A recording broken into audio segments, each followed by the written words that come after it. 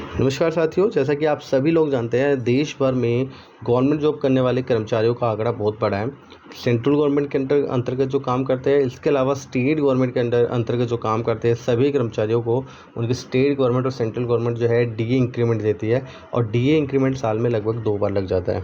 ज़्यादातर टाइम ये इंक्रीमेंट ही होता है। ऐसा शायद ही कोई मौका आया होगा जब ये डिक्रीज़ भी होता होगा, क्योंकि ये महंगाई जो आपके हर साल जिस महंगाई में जो चेंजेस आते हैं या आपकी जो रुपए की वैल्यू डिक्रीज़ होती है, उसके अकॉर्डिंगली जो है इसको इंक्रीज़ किया जाता है। इसको इंक्रीज़ करने या डिक्रीज़ करने के लिए सीपीआई डाटास को जो है बेस बनाया जाता है, जो कि कंज्यूमर प्राइस इंडेक्स के अंतर्गत कुछ ऐसे आइटम्स हैं आपके जो कंज्यूमर्स बाय करते हैं। उन वस्तुओं की जो लिस्ट होती है, प्राइस लिस्ट जो होती है, उनके कुछ बेस ईयर से उनके प्राइस को चेंज देख कर के कितना चेंज उनमें आया है करंट ईयर में, उसके बेसिस पे आपका सीपीआई निर्धारित किया जाता है। तो अप्रैल 2023 का जो सीपीआई डाटा है वो जारी कर दिया गया है, जिसके मुताबिक आपका डीए जो इंक्रीमेंट होने वाला है जुलाई से। अप्रैल में आप जैसे आप जो गवर्नमेंट एम्प्लॉई है वो ज़्यादातर जानते हैं कि जनवरी से उनको 42% डीए मिल रहा है।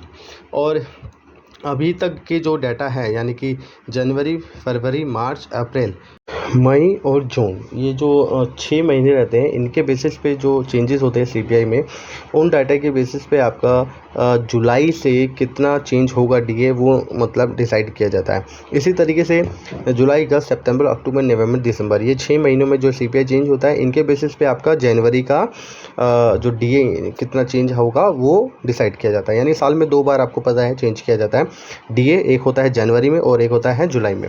तो जुलाई के डाटा के लिए अभी तक हमारे पास 4 महीने का डाटा जो है सीपीआई का आ चुका है। अप्रैल का भी लेटेस्ट 3-4 दिन पहले ही जारी किया है। अब अप्रैल के डीए मतलब अप्रैल के सीपीआई डाटा के अकॉर्डिंग आपका डीए अभी तक कितना हो चुका है, यानी कि 42% आपका था। और अगर अभी अप्रैल तक का डाटा हम देखते हैं तो आपका डीए इंक्रीमेंट कितना परसेंट हो गया है, और जुलाई तक कितना एक्सपेक्टेड है, कितना चेंज और आ जाएगा, वो सारी चीज़ें हम देख लेते हैं। इसके लिए हमें डीए कैलकुलेटर देखना पड़ेगा। चलिए डीए कैलकुलेटर पे आ जाते हैं। ये आपका है डीए कैलकुलेटर फ्रॉम जनवरी 2023। जैसे कि आप देख पा रहे हैं, दिसंबर तक आपका 42.37 हो गया था, जिसके अकॉर्डिंग आपको जनवरी से 42% डीए मिल रहा है।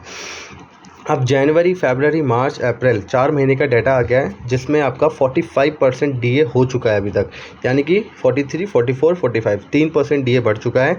अभी मई और जून का जो आपका सीपीआई डाटा आना बाकी है। मई जून का सीपीआई जब तक आएगा उसके अकॉर्डिंगली अगर हम मतलब उसी के बाद हम बता सकते हैं फाइनल आपका जो डीए कितना होगा। पर एक्सपेक्टेड डीए जो है आपका, आप ये मान के चलिए 46% तो 99% श्योर है, यानी कि 4% डीए इंक्रीमेंट होगा जुलाई 2023 से, और हो सकता है ये 4 की जगह 5% तक चला जाए, यानी कि 47% तक हो जाए।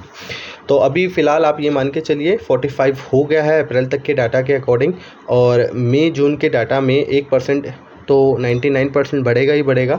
अगर डाटा में ज़्यादा फेरबदल होता है तो ये आपका 47% तक जा सकता है। तो इस तरीके से जुलाई 2023 से आप सभी को लगभग मिनिमम 4% डीए बढ़ के ही मिलेगा। धन्यवाद दोस्तों, बाय बाय।